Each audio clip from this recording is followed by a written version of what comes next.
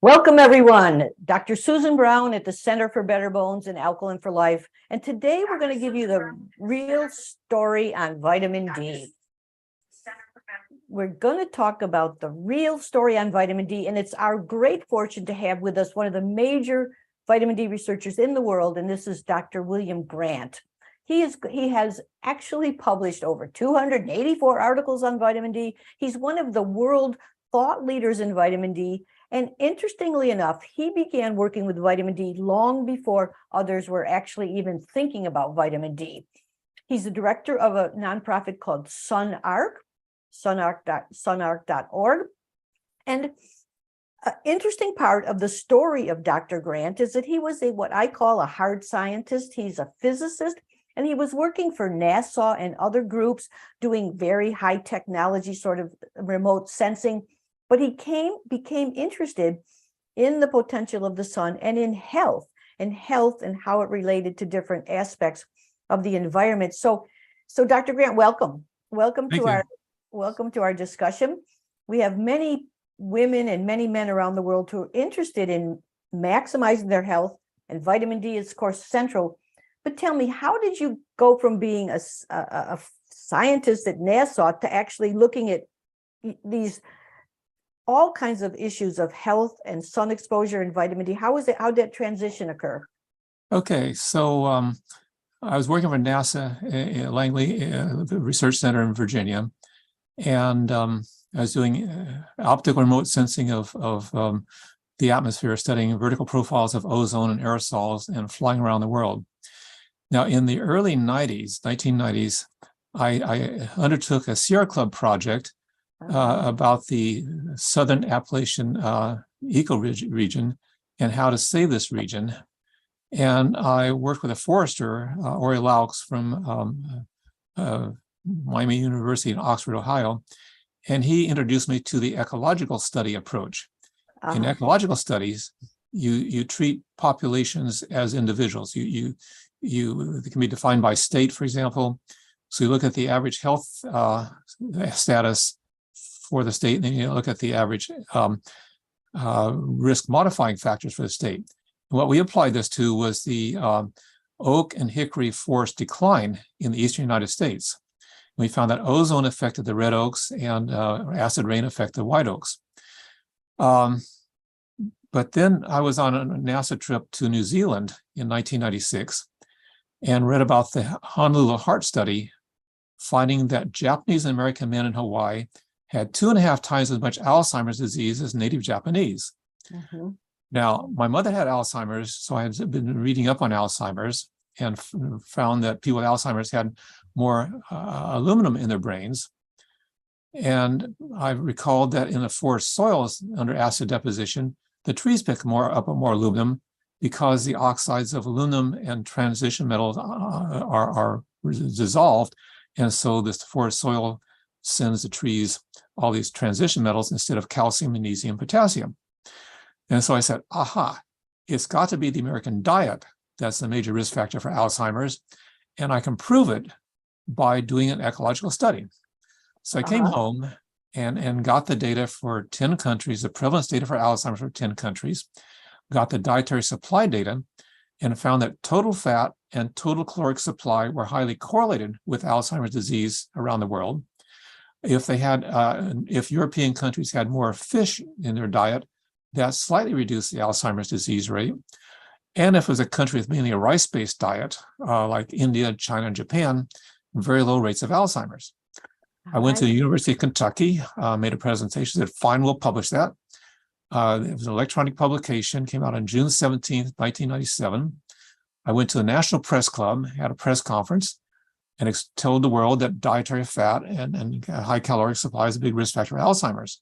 Yeah. It was like, it got on Dan Rather and CNN, so I got on the major news networks that evening. And it was like hitting a home run at the first time bat in the major league baseball team. Yeah. Which was much more recognition than I got from atmospheric study work. So I was hooked. Yes, and that's such an early observation about how diet relates to Alzheimer's. And so, yeah, I see how that was, and such an important contribution. And then you went on to look at the sunlight and vitamin D and. Yeah, so in 1999, the Atlas of Cancer Mortality Rate was published with 10 color gradations. This is for breast cancer for females, 1950, 1979. And what you see is that in the northeast, the rates are very high. In the south, they're very low. And these are the breast cancer rates, you say? Yep. Right. Yep. And the same thing had very similar patterns for colon cancer, bladder cancer, and maybe another dozen types of cancer. And at first, I tried to explain the distributions based on dietary factors, but I quickly realized that we pretty much have the same diet throughout the country, except maybe in the South, they have a little bit different diet down there, but otherwise it's pretty much the same. So then I was referred to the papers by Cedric and Frank Garland starting in 1980, where they hypothesized that since they found that colon cancer was inversely correlated with annual sunlight, that vitamin D probably reduced the risk of colon cancer. They even went out in 1985 and showed that dietary vitamin D reduced the risk of colon cancer. In 1989, that vitamin D levels were inversely correlated with development of colon cancer. So I got the NASA data for solar UVB at the surface for July 1992 and did a correlation study between the UVB and the cancer mortality rates, published that in the journal Cancer in 2002, and it started a lot of research on vitamin D and cancer. But I hadn't done a complete job. I had left off the states along the Mexican border because they had very high stomach cancer rates, and I couldn't understand why. I later figured out it was because the Mexican Americans there have a lot of H. pylori because of poor sanitation in Mexico, so they're more prone to stomach cancer. Anyway, I added all the risk modifying factors like alcohol, smoking, poverty, urban-rural residence, and so on, and then started sending this revised manuscript to the journals. 9 major journals rejected it. They just didn't want to get ahead of the curve on vitamin D. But finally it was published in a Greek journal as a conference proceedings from a conference in Germany. And it's been highly cited ever since. So that's how I got into UVB. And then I retired from NASA in 2004, moved to California to do health work full time. You know, it's so interesting because it's only common sense that we evolved in sunlight. For millions of years, the body has been adapted to sunlight. Vitamin D is found in all forms of existence, not only with every tissue in the human body, but even the algae, everything. Vitamin D is just an integral part of living in this environment fueled by the sun. And as an anthropologist, I've always looked at, if you say, well, what's a great vitamin D level? I say, well, let's look and see what we evolved on. And now they've done studies in like East Africa and showing that the average person would have a 40 to 50 level if you lived outdoors, if you lived exposed to the environment. And so it seems to me it's really simple. Let's just duplicate that level. If you want to go higher, there's some research showing benefits, but at least to have that for the minimum level. And now we're kind of surprised at the kickback, this resistance to vitamin D, almost an attempt, truly, I would say, an attempt to discredit vitamin D. And I want you to talk to us about that, particularly in terms of the VITAL study, which was a very large study looking at vitamin D and omega-3 fats and the outcome on things like bone health and cancer. And my opinion is that it's really amazing that the way that was reported, they can say that vitamin D was of no help to bone. And so I've looked at the study and I see some of the flaws in it, but I want you to tell us a little bit about that background and what your thought is. Okay, so VITAL was designed around 2010. And at that time, the epidemiologists and the researchers, universities who design clinical trials just adapted the same type of trial that was designed for pharmaceutical drugs. Right, exactly. And for drugs, the only source of the agent or the drug is in the trial, and they assume there's a linear dose-response relationship. Well, vitamin D is not a drug. I mean, it's a nutrient. And it's not is not vitamin D per se that is related to outcomes, it's 25-hydroxyvitamin D that's related. So Robert Heaney in 2014 outlined the guidelines for nutrients, including vitamin D, in which you really have to base everything on vitamin D levels, try to enroll people with low vitamin D levels, give them enough vitamin D to raise them to high vitamin D levels that affect the disease outcomes of interest, and measure their achieved vitamin D level. Well, Vital did everything wrong. It first of all, the average vitamin D level for the people reporting it was around 31 nanograms per milliliter. And that's what's ordinarily considered sufficient. Right, okay. And then they gave them only 2,000 IU per day, which was dictated by the National Institutes of Health, in part because they were concerned about adverse effects at higher levels. But Michael Hollick has shown that if you are have your skin exposed for the equivalent of being in the sun for a couple of hours, you can make about 20,000 IU vitamin D. So 2,000 is like 10% of what you can make in the sun in a day. Right. And then they ran the test for study for about 4.5 years. They collected some data on vitamin D levels, but they had to analyze the results in terms of intention to treat. In other words, they just lumped all people who got 2,000 vitamin D in the one side and those who didn't on the other side, and found that, well, they did find a beneficial result in terms of all cancer mortality rate if they omitted the first 2 years or 1 or 2 years of the study. But the New England Journal of Medicine has a policy that you can only report one outcome for a trial in the abstract. And then all the press coverage only studied that one thing, that there was no effect for cancer, there's no effect for cardiovascular disease. But if you look under the hood, you'll see that for people with a BMI less than 25 kilograms per meter squared, they had a significant 25% reduction in all cancer incidence. And if you looked at African Americans, they had a non-significant, almost significant 25% reduction. So for cardiovascular disease, they found no effect, no matter how they sliced it. But cardiovascular disease has a lower threshold for optimal than does cancer. So that's not surprising.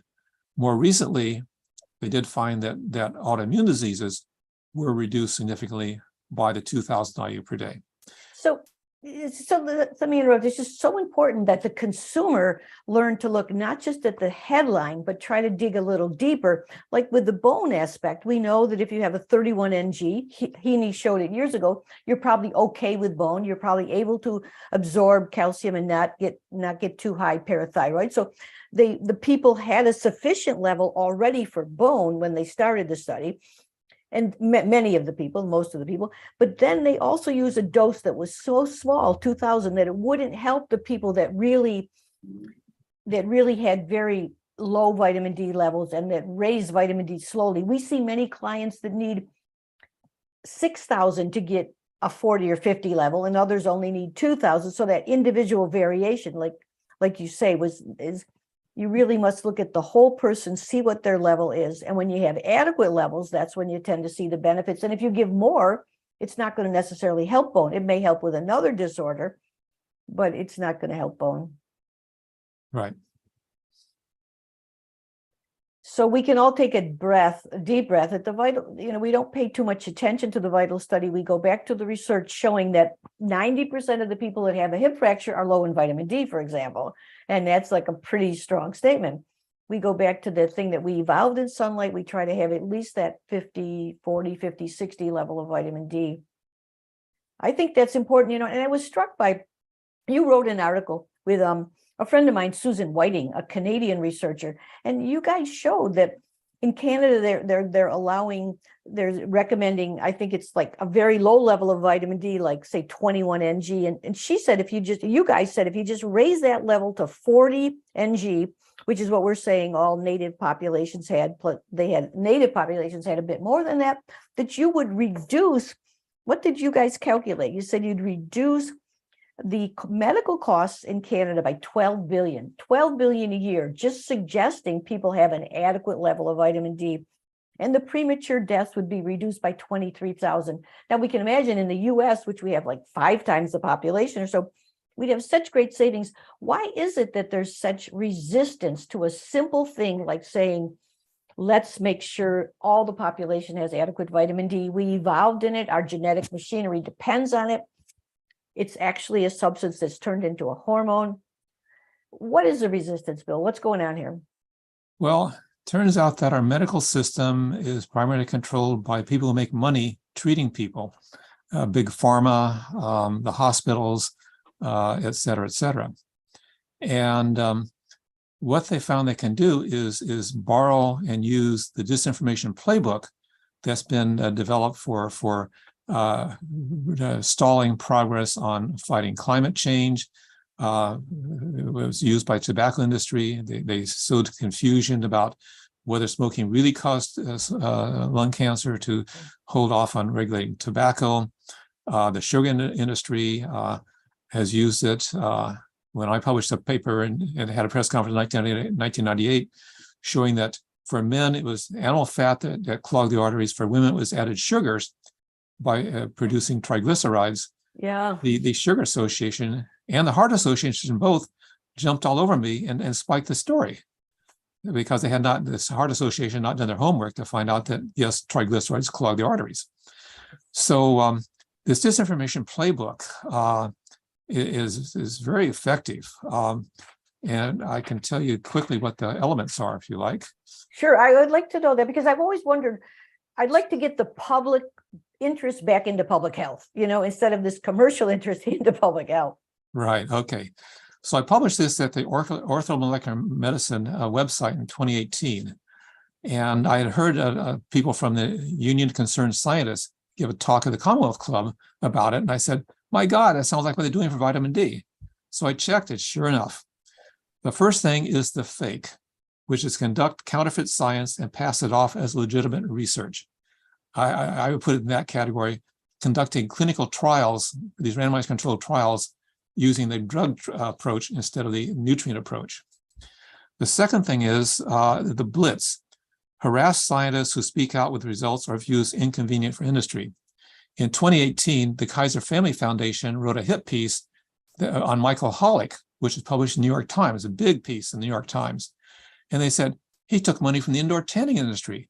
He made money selling a book on the sunlight. He takes money from the vitamin companies. He's tarnished. Yeah. Never mind, of course, that doctors take money from pharmaceutical companies. Yeah. The diversion, they'll manufacture uncertainty about science where little or none exists, such as pointing to the clinical trials not finding an effect on vitamin D, whereas the observational studies and now the Mendelian randomization studies can very strongly support vitamin D in a causal manner. Then there's a screen, buy credibility through alliances with academia and professional societies. In other words, they give money to the, like Bill Gates has given, $134 million to mass media around the world. And it's very hard to get a paper, an article in the papers now about vitamin D, especially vitamin D and COVID. Because his interests are in vaccination and not in solving the problem at a simpler level. Right. And also also he's opposed to ivermectin. Again, it's a very simple approach, and it competes with the expensive drugs and vaccines. And finally, the fix. They manipulate government officials or processes to influence policy inappropriately. So if you look at the CDC, the FDA, and the NIH, all the leaders have been working for Big Pharma and represent the interests of Big Pharma, not of the American population in general. So there's all of that opposed to vitamin D because it's the most efficient way to improve health, and so inexpensive that the more they can bury it, the more profits they can make in treating cancer, cardiovascular disease, COVID, et cetera, et cetera. Yes, and you've written so many articles pointing out the benefits of vitamin D, and many other researchers also. And I really think it's time that each individual takes charge and say, okay, I want to have at least that level of vitamin D, which is so important for immunity and cardiac health and cancer prevention. that my ancestors had as they went through this human evolution. It's like pretty striking. I think we're moving out of this dark age where certain interests dictate what we're going to learn and what we're going to know and what we're going to research and what we report. But the VITAL study was over the top as far as unfairly representing the data on vitamin D. So I want all of our listeners to be aware vitamin D is extremely important for bone health. You, like Halleck would say, you can swim in calcium if you don't have vitamin D. Vitamin D is really the people who seriously fracture, people who fracture are vitamin D deficient. Like I mentioned, rare to find a hip fracture where you're not vitamin D deficient. In fact, I have that challenge. I got the vitamin D hip fracture challenge. Show me anybody who's fractured a hip and wasn't vitamin D. I had an extremely low level of vitamin D. Bill, you've also written on COVID. Tell us a bit about COVID and vitamin D. I mean, there's so much research showing that if you're low in magnesium, if you're low in omega-3 fats, if you're low in vitamin C, you're more vulnerable to these infections. What's your thought on vitamin D and COVID? Okay, so vitamin D is an important member of the family of compounds that helps the immune system, both the innate and the adaptive immune system, function well. So for COVID, I hypothesized that, first of all, it would induce production of a compound called cathelicidin, which can kill viruses and bacteria. And it's been thought to be very effective for flu and pneumonia and tuberculosis. And the other thing, important thing it does is vitamin D reduces the production of the pro-inflammatory cytokines. Cytokines are chemical messengers that go from one cell or organ to another cell or organ. Right. Mm-hmm. And when you have an infection, so COVID starts with a SARS infection, and young people don't react to it very strongly, but the elderly people might have a very strong reaction through production of a very high amount of these pro-inflammatory cytokines, leading to what's called a cytokine storm. Right.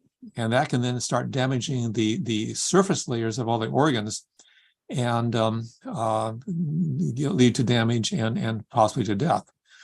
So there have been many studies on vitamin D and COVID, and in general, the finding is that that it does help protect against infection, but it has a stronger, but the effect against infection is not as strong as the infection, the protection against the more adverse effects of COVID, of the infection. So, for example, I had over 100 nanograms per milliliter of vitamin D level in September when I caught COVID. Mm-hmm. And it was a 5-day event. I lost just one night of sleep from a sore throat, but it was a very mild effect. And now all I have is a raspy voice. Yeah, I see. That's my long COVID effect.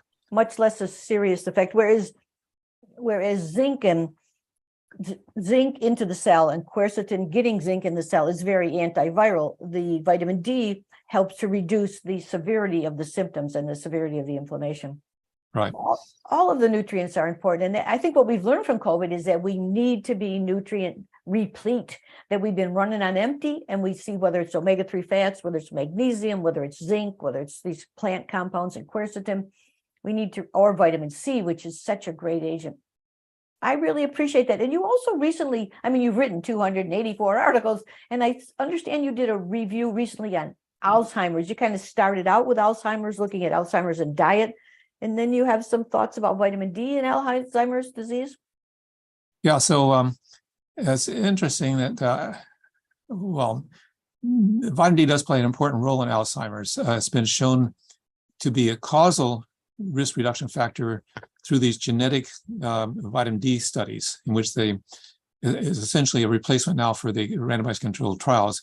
You look at the genetic variations of genes in the vitamin D pathway, and if you take a large enough group of people, like 100,000, you essentially randomize them according to their genetically determined vitamin D level, and ask, do they develop Alzheimer's and or any other disease? And it's been shown that, yes, that does hold for Alzheimer's. And also the observational studies show that you need at least 30 nanograms per milliliter to protect against Alzheimer's. So I looked up the mechanisms, and the mechanisms include reduced brain aging, reduce cellular senescence, raising the high density lipoprotein HDL cholesterol levels, reducing the risk of mitochondrial dysfunction, and reducing oxidative stress. Oxidative stress will, with free radicals, start destroying the neurons. Yeah. So, I mean, these effects also apply to other organs as well. Exactly, and other disorders as well. It's such a basic foundational thing, and people sometimes don't remember that, we produce we produce vitamin D through ultraviolet radiation. We can produce some vitamin D, but then the body converts that into a hormone, and that hormone affects every tissue in the body. Exactly. So what happens when the hormonal version of vitamin D is called calcitriol, right? And almost every cell in the body has a vitamin D receptor coupled to chromosomes. And so when the calcitriol binds to the vitamin D receptor, it can then affect the expression of many genes, maybe a tenth or so of the genes in the body, upregulating or turning on maybe 2/3 of those, and downregulating or turning off maybe 1/3. And Michael Hollick had a study published in 2019 in which he showed that if you took I think a small amount of vitamin D maybe affected 400 genes. If you took 4,000, you maybe affected 600. If you took 10,000, you affected over 1,000 genes. So one assumes that if the gene is affected by vitamin D, it's affected in a good way. And you know what you see too, what we have to understand is that the body titrates. In other words, if you give it a little bit of something, it's going to use it for the most important thing first. So if you give a little bit of vitamin D, it's going to use it to absorb calcium, because that is life-threatening if you don't absorb calcium. If you get a little bit of more, it might strengthen the muscles. It might actually boost the immunity. So it might actually, we tend to forget that the body is dealing with scarce resources. If we don't give it in abundance, it has to deal with the scarce resource, put it in the most important plate first, and then you may not. They were amazed, like, for example, with hospital studies of fracture, when they discovered that vitamin D might help, they gave tiny doses, like 800 units, and still within 2 months, the hip fractures decreased. They say, how can it be? But it's because it strengthened the muscles, and there was enough vitamin D to absorb calcium and strengthen muscles. So we're just basically understanding the teeniest bit about the amazing nature of this human body. But one thing's really true: we have to have the basic building blocks in order for the body to do its miracles. And we certainly shortcut this on vitamin D. Right. So really, to me, as an anthropologist, it's so simple. We say 40 to 60 ng. There's some argument. I think the Grassroots Health, I often talk about Grassroots Health. It's a wonderful nonprofit group that's really taken into their own responsibility with Jane Beggerly to really look to see how vitamin D could help health worldwide. And I think they see with higher levels of vitamin D a terrific cancer reduction in their studies. I think it was like a 70% reduction in breast cancer. Was it with a 60 or 70 level of vitamin D? Do you remember that? Yes, they took results from 2 clinical trials in Nebraska, plus their own volunteer group. They have a program where people can have a vitamin D test every 6 months and report their health outcome, and they can then use those in studies. It turns out that the BMI for the people in the clinical trials in Nebraska was more like 30 or 28, whereas the BMI for those in the Grassroots Health cohort group, a volunteer group, was more like 24.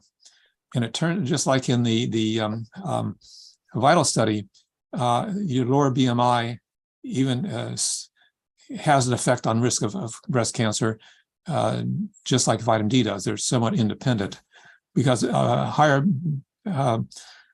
amount of fat generates more systemic inflammation, and systemic inflammation is a risk factor for quite a few diseases. Yes, and we're not saying it's simply that just vitamin D is going to solve all the problems, but it's an important component. But you bring up an interesting point about weight. So if a person is heavy, if they have extra fat, do they need more vitamin D? Does vitamin D get sequestered in the fat? How's that go?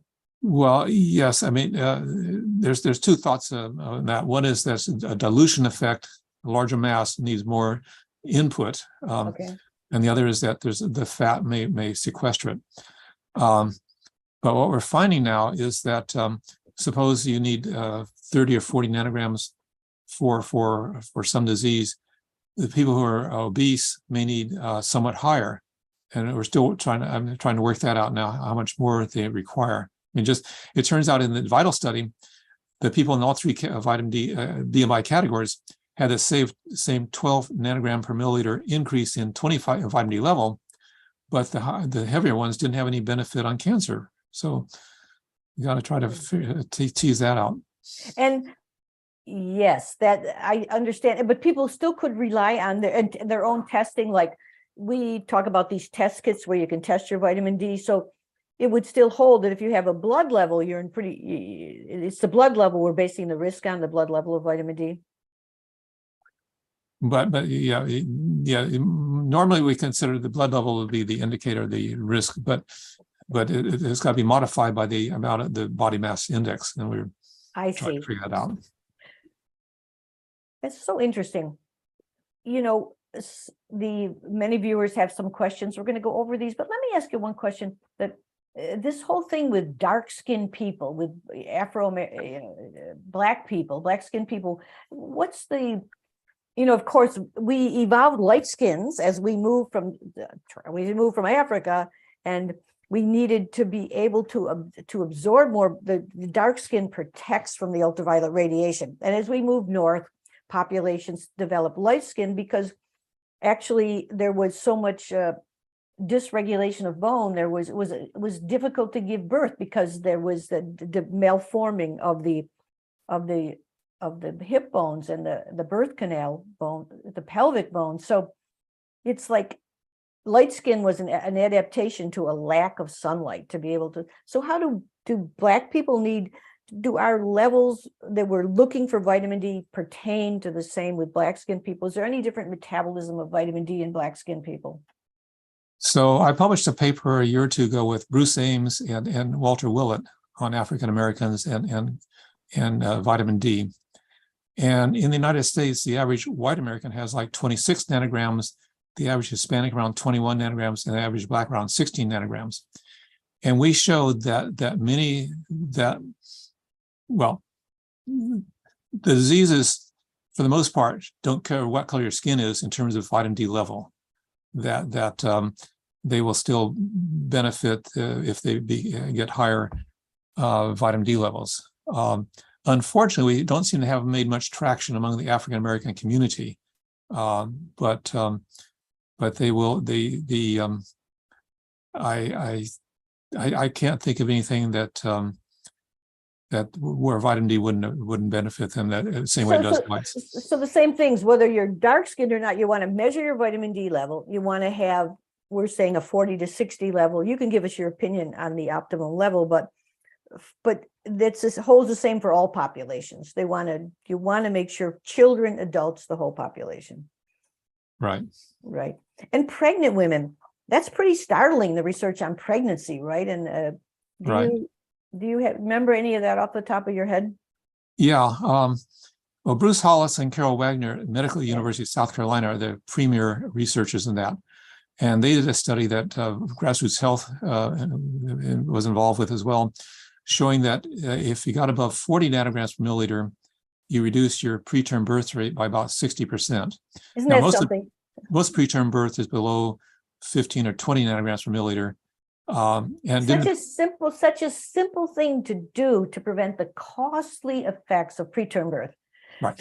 And they had Hispanics and blacks and whites, and the effect was the same for all races. Yeah.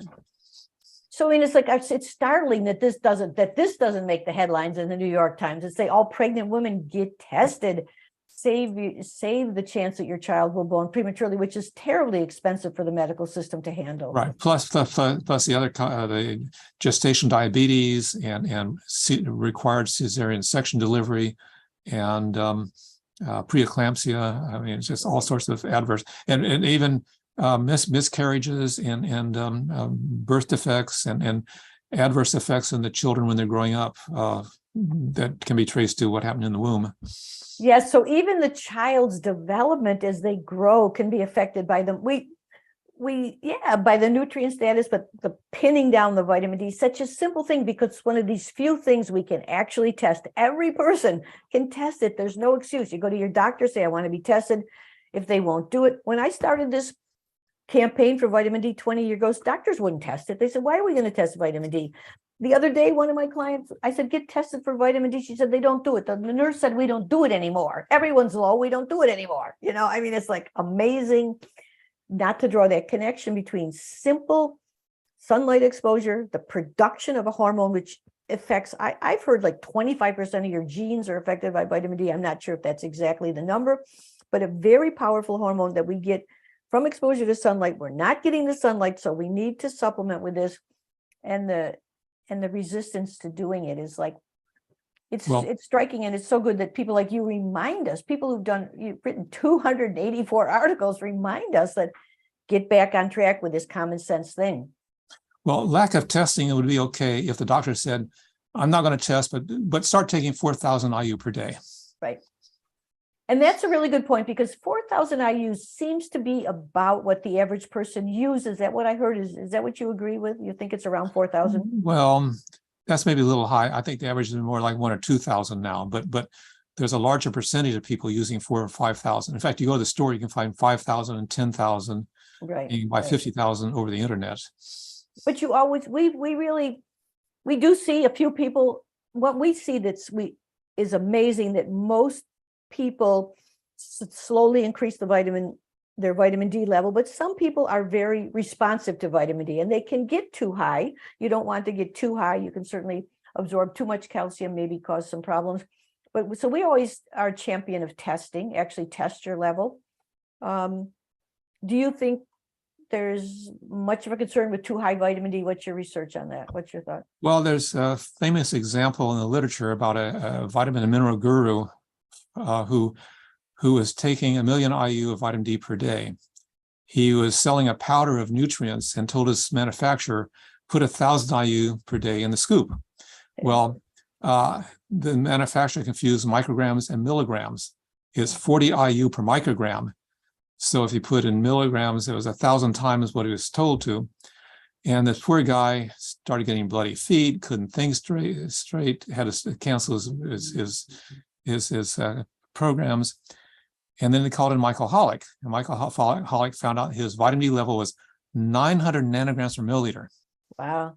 And so they just had him slowly come down.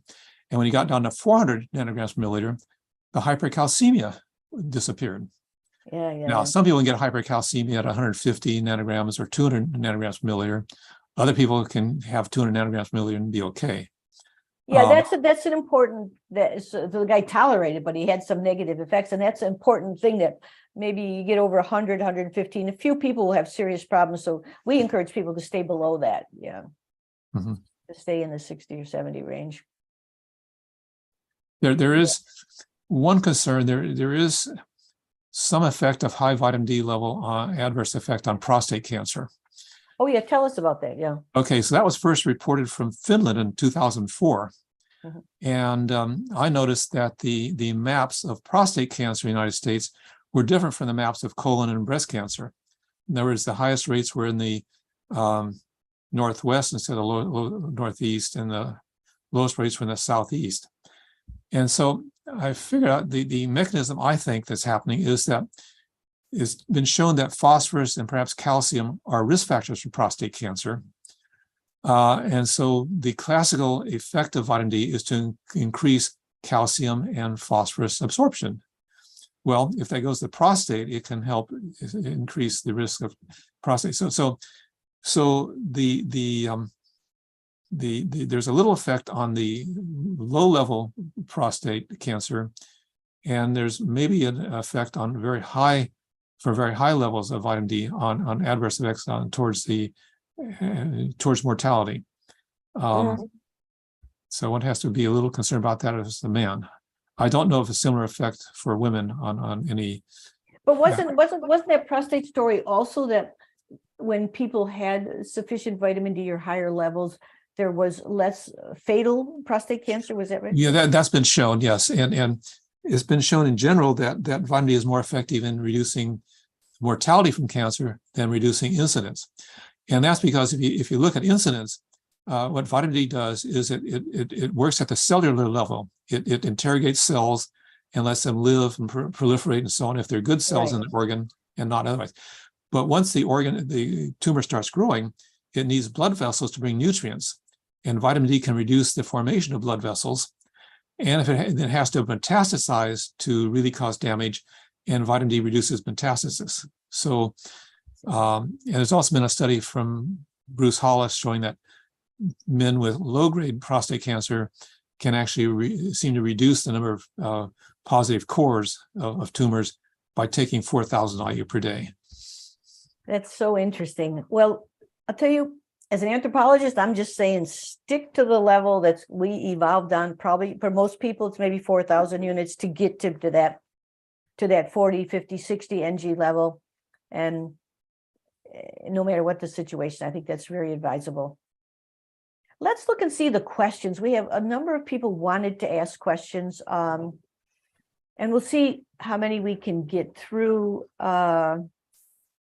Do you want to pick a question, or you want me to pick the questions? Can you see them there? Okay, I'll take one here. Okay. Some people talk about getting vitamin D from food sources and sunlight. Is this enough? Yeah. There was an interesting study from the United Kingdom published in 2011 by a woman by the name of Crowe, C-R-O-W-E. She looked at meat eaters, fish eaters, vegetarians, and vegans. Yeah. And found that the meat eaters had the highest vitamin D levels, which was 8 nanograms higher than the vegans. Uh-huh. So it turns out that meat is a good source of vitamin D, but not well known because vitamin D is in the form of 25 hydroxy vitamin D, the same vitamin D that's measured when you measure your vitamin D level. And it took scientists a few years to realize that they had to start counting that as part of the source of vitamin D. So vitamin D is only found in naturally found in meat, mainly cold water ocean fish and then with eggs, and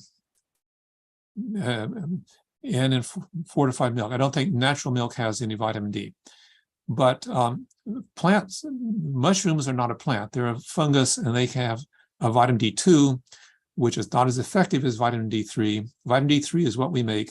And if you get a supplement, make sure it's vitamin D3, not D2. Doctors like to prescribe vitamin D2 because it's patented, they can make money, it's covered by insurance. It costs 10 or 20 times as much, 100 times as much as vitamin D3, but they can order from their pharmacist. Let's just let me interrupt you. Let's review that because we get a lot of questions on that.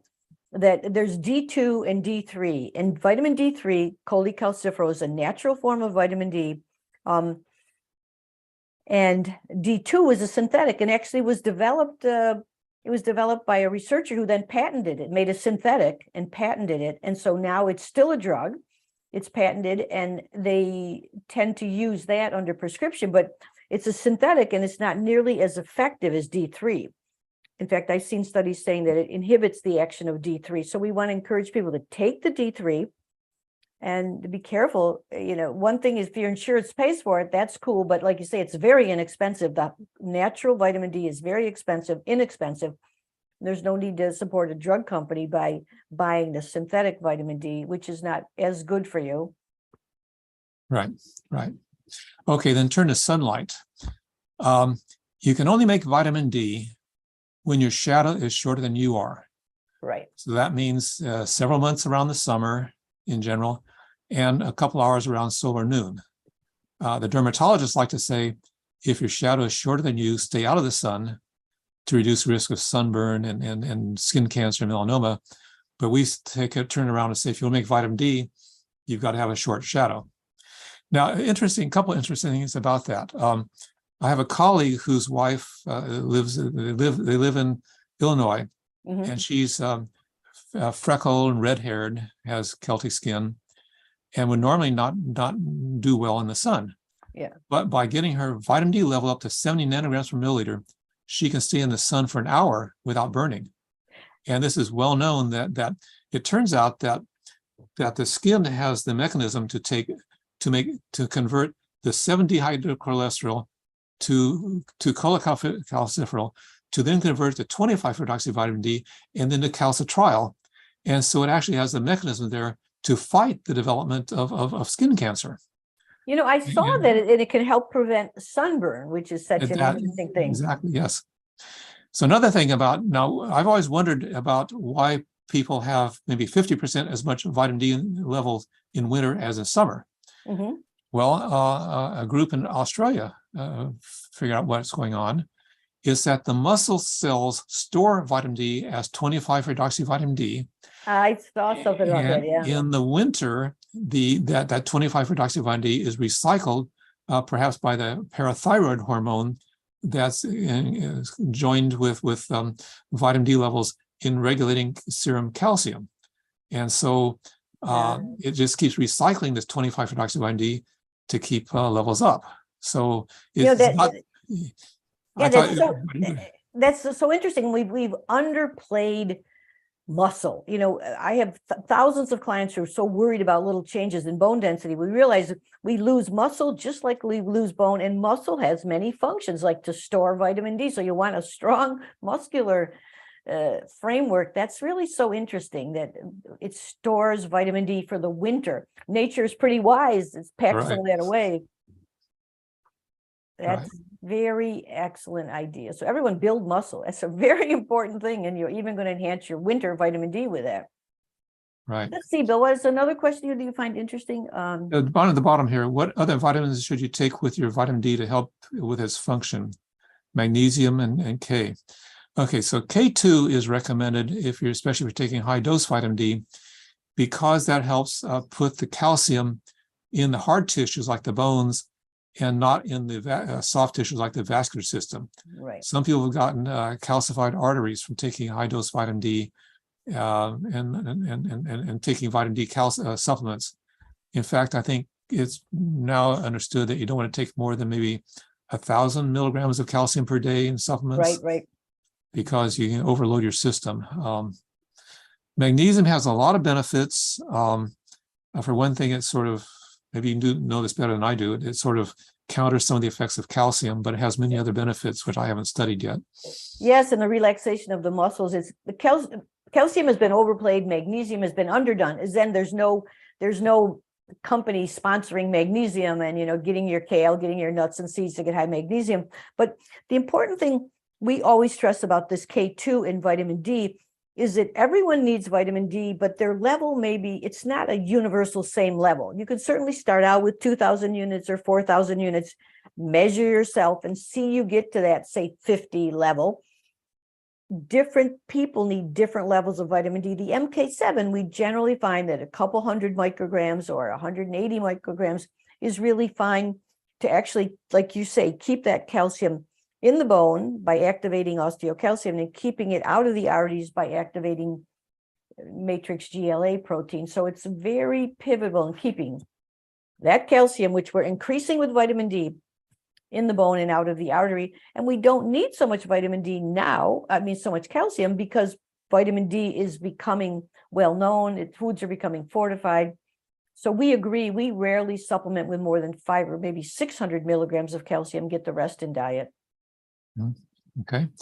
Another question here is about vitamin D and autoimmune disorders. Right. Those include multiple sclerosis, rheumatoid arthritis. I guess there's a thyroid autoimmune disease. All kinds of, Crohn's, colitis, all kinds of things. Yeah. Okay.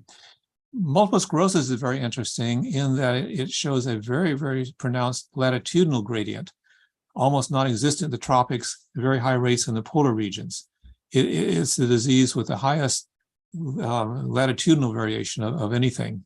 I see. So it really would strongly suggest the sunlight exposure is very important for the development of MS. In fact, there's some people who say that you can't tell whether it's sunlight or vitamin D. That's more which is having the effect. Now there are other benefits of sunlight than vitamin D production. One is liberating nitric oxide from nitrate stores in the skin. And the Nobel Prize for nitric oxide was issued around 1995 or so, when it was found that it was very beneficial for cardiovascular disease. Well, It's been Dr. Weller in England and colleagues are showing that it may be very effective in fighting COVID. I mean, it's well known that COVID rates are much lower in the summer than they are in the winter. Mhm. And there's at least three reasons. One is vitamin D, the other is the nitric oxide, which has antimicrobial properties. And the third is temperature. I've been having arguments with some of my colleagues about whether temperature is a risk factor for influenza and COVID. And for example, in my case, I spent a couple hours in the cool San Francisco evening, and then went to an indoor auditorium with 1,600 masked people, of whom some had COVID. Yeah. And the next day I had COVID. Yeah. So it turns out when you get cold, when your throat gets cold, the capillaries shut down for one thing. It can't bring the nutrients there to try to fight it.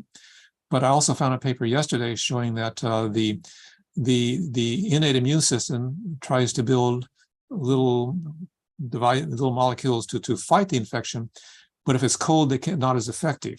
So there are reasons that being cold is why colds are called colds. Why? Yes. Why we cold is a challenge to the body to adjust to the cold. Now back to autoimmune diseases. I think that most autoimmune diseases probably start with an infection or with the body's reaction to an infection, and that's one way that vitamin D can help reduce the risk of autoimmune diseases. Right. Now, in terms of treatment, it's a little more questionable there, but there is a Dr. Coimbra in Brazil. Oh, right. Who treats people with multiple sclerosis with 50,000 IU vitamin D per day. But he takes frequent blood samples and he's optimizing quite a few nutrients and compounds. And it's not something you can just start popping 50,000 IU and think you're going to overcome your multiple sclerosis. Yes. And what's the name of that? That's kind of a very interesting thing of this doctor in another country that's kind of doing innovative things. What's the Brazilian doctor's name? Coimbra, Coimbra. Coimbra. So you can look at his research if you're all interested in that approach to MS. It certainly is reported frequently as being interesting, but you never want to take high dose vitamin D unless you're really working with a professional to help you see the impact on the body. And right. How long does it, Dr. Grant, how long does it take to see the impact? If I start taking 10,000 units of vitamin D today, how long will it take me to see? When should I retest to see what it's doing? Okay, so Robert Heaney published a paper in 2003 on vitamin D dosing and changes in 25-hydroxyvitamin D. Okay. And what he shows, if you're taking like 2,000 or 4,000 IU, it may take 3 months to get up to plateau. Okay. You're going to go start up and then you're going to slowly build up from there. What's often recommended is that people use a loading dose, maybe 20,000 or 50,000 IU a day for maybe a week or so. And that will then sort of jumpstart your vitamin D level and then back off. Now, if you say you're doing 5,000 IU per day, you might want to wait 3 months before testing. Okay. If you do a loading dose and then go back to something, you might be able to do that in a month instead of 3 months. I see. Then is it? I've always had the impression that it's better to do daily vitamin D rather than to take like 50,000 a week. I would do 7,000 a day. So do you have that? Do you have any thought on that? Does it make a difference? Okay, so there's a pharmacological approach that you can dose at maybe half the half-life. So the half-life of 25-hydroxyvitamin D is around 2.5 weeks. Okay. So that means that weekly dosing is okay. There have been a number of clinical trials that use 100,000 IU every month, and they've all failed. Yes, they've all failed. 1 month is just too long. I see. Now, for nursing mothers, Bruce Hollis and Carol Wagner have shown that daily vitamin D dosing is important because the nursing infant wants to get unprocessed cholecalciferol, unprocessed vitamin D3, because it has to process it itself. It can't take the preformed 25-hydroxyvitamin D. So that is where you want to do daily dosing. There may be other places where vitamin D has a direct effect, and maybe possibly see most of the effects of vitamin D are through genetic effects through calcitriol and the genes, but there are some effects that are related to calcium independent of the genes. And I don't know whether those are related to D3 or 25-hydroxyvitamin D, but there could be some cases where daily dosing is better. You know, it reminds me of one of my meditation teachers, Maharshi Mahesh Yogi, who said the body likes regularity. So for me, I would say just do that, do your 4,000 a day, or if you're doing 50,000 a week, that's 7,000 a day. Usually you do 50,000 a week for maybe 8 weeks, and then you retest to make sure you're not getting too high. But I like the daily dose. I think the body likes regularity. Right. So let's see what else we got here, Bill. Any other questions? That we have a lot of questions. Let's see. You choose one this time. Okay. Do any type of light treatments work to elevate vitamin D levels in the winter? Yes. Spurti company sells one that has enough UVB to produce vitamin D. It's relatively inexpensive. And I'd consider that. I don't know if you have some too you recommend. SPERTI is the company, Right. Spurti Light. And you can buy a light and you just, they have instructions how long you expose yourself to it. Right. And what about tanning? What do you make of tanning? Well, I used to help the indoor tanning industry fight regulations, but we eventually lost and gave up. The legislators said that if indoor tanning produces melanoma, that's worse than that doesn't making vitamin D in an indoor tanning bed doesn't compensate for that. Right. It turns out that indoor tanning lamps generally have only about 2% of the UV as UVB, whereas in the mid-latitude midday sun it's more like 4 or 5%. So tanning, the UVA is what makes the melanin dark. UVB may start the melanin to grow, but it's UVA that makes it dark, and so that's why they have only 2% UVB. I see. And there's not many studies showing. Well, the melanoma is. It turns out that again, melanoma may be started it's often started in areas that are not often exposed to the sun. It turns out, for example, that the submariners had more melanoma than deckhands in the Navy, according to a report by Cedric Garland 20 or 30 years ago. But once you get melanoma, survival, it depends on vitamin D levels, just like it does for any other type of cancer. But anyway, that's a side effect. So I would say if you want to do tanning for cosmetic purposes, fine, but don't rely on that for producing So vitamin better D. to use the Spurti Light, SPERTI, the Spurti Light. I have had clients who could not take vitamin D. One client in particular who swore she would get adverse reaction like a stomach ache or something like that. So she did the Spurti Light, and you have to do it like a lot and you have to follow the instructions, but she was able to get her vitamin D into an acceptable level. Mm-hmm. That's a good idea. Let's see if we've got time for one or two other questions. I have been deficient in vitamin D and have to take 10,000 units to just barely maintain a 32 ng level in my blood. I am outdoors as much as others, and I eat a vitamin-rich diet. So what do you make of that? If someone says, look, I'm taking 10,000 and I can't get to 32, or I can barely get there. So there are a lot of genes involved in the vitamin D pathway, and these genes have different forms, different alleles, and some are more responsive to vitamin D than others are.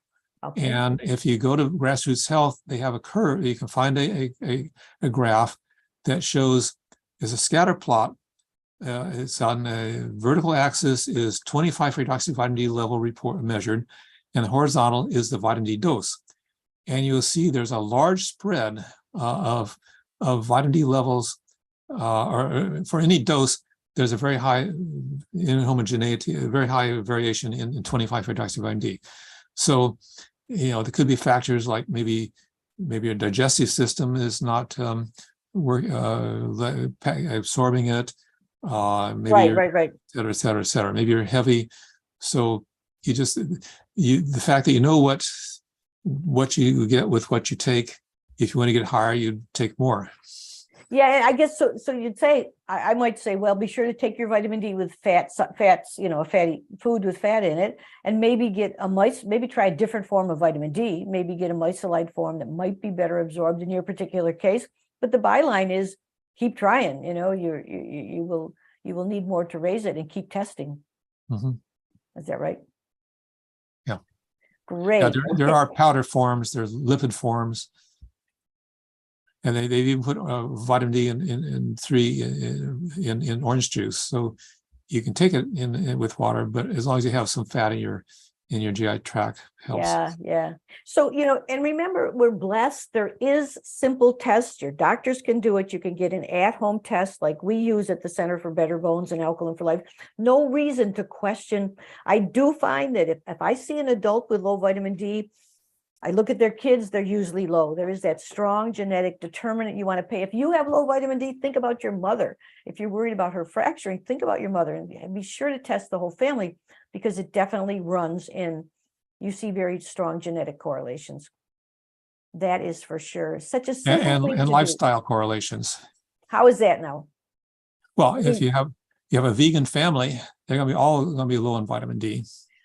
well, that's right. When we look at nutrients, I see so many vegans with bone health problems, low protein, low vitamin D, low vitamin B, low minerals. So pay a special attention if you're not eating animal products. Test your vitamin D, test your omega-3 fats, test your iron levels. Be wise about it, as we forget that we live in a very toxic environment, and we have high nutrition demands on us. We have to keep those antioxidants high. We have to keep our defenses high, and we cannot keep them high unless we have all those key nutrients. So yeah, we're encouraging everyone to take charge of their health. Let's see, Bill, we have a couple more here. Let's see here.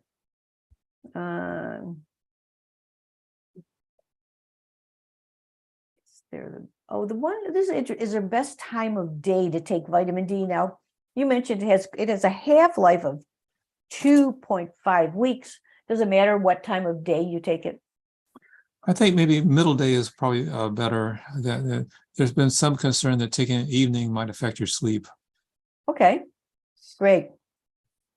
Well, Bill, we've done a great marathon tour of vitamin D, and I congratulate you for all the years of just simply asking simple questions. Where does this disease occur? Is it related to something in the environment? Where could even the acidification of the waters and the earth affect dementia by liberating more aluminum? We're really looking a lot into a pH balance and the important for body and for the ecological environment. That's so fascinating, the work you've done, and all the careful thought of looking to see how we can optimize health with vitamin D, recognizing all the variations, and the individual must factor in their own circumstance. What closing thoughts would you have for our audience? This is really thinking how I can take care of myself and my family. I think that's people are basically focusing on. How can I overcome autoimmune disease? Is there any way I can help stay stronger longer? What would be your words of inspiration for everyone? Well, I find inspiration by searching the medical literature every day. I go to PubMed.gov and put in vitamin D and try to find out what the latest thing is. I have Google Scholar give me updates on various topics. I go to scholar.google.com.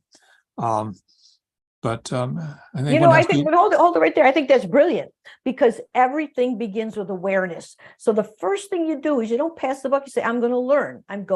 Then I'm interested in, if I'm going to learn, see what scholars are writing about. You can sort through that stuff and you can pick out what you understand. But that's a great idea to realize we don't know everything. There's a great lot of new information. And so maybe go right to PubMed or Google.Scholar and ask your question. And one other resource is vitamindwiki.com. That's operated by Henry Lahore, a retired Boeing engineer who spends 10 hours a day sucking in all the vitamin D literature and making it publicly available and systematizing it and making papers available, et cetera, et cetera. Wait a minute, this is vitamindwiki.com? Right. Great. It's a wonderful source. And he's been at this 5, 6, 10 years maybe. And of course, grassrootshealth.org is a wonderful, another great .net. Grassrootshealth.net is a wonderful nonprofit group that's made it a campaign to wake up vitamin D awareness for the good of the public worldwide. So grassrootshealth.net and vitamindwiki.com. That's I'm glad to hear of that. I didn't know that. Mm-hmm. Good. Well, thank you very much. You've been very kind spending so much time with us. We're gonna keep up the good fight of raising our nutrient status so all of us can stay well, summer, winter, no matter what we come across, and no matter what challenges we have, we're going to fortify our bodies so we can manage to come out on top of all of this. Thank you very much. And I certainly congratulate you on your work and keep us informed. You're at 284 articles now, so there's probably a lot more coming. And any things that you find really interesting, be sure to send it along. We'll pass it on to everyone. And for the whole group, I thank you very much for the time. And well, thank you for inviting me. It was my pleasure to interact with you. Great. And may everyone be well. We'll be in touch soon. Share this video with all your friends. And if you like our videos, be sure to sign up. We're on every social media trying to uplift the health awareness of all of us all together. Be well. We'll talk soon. Bye-bye.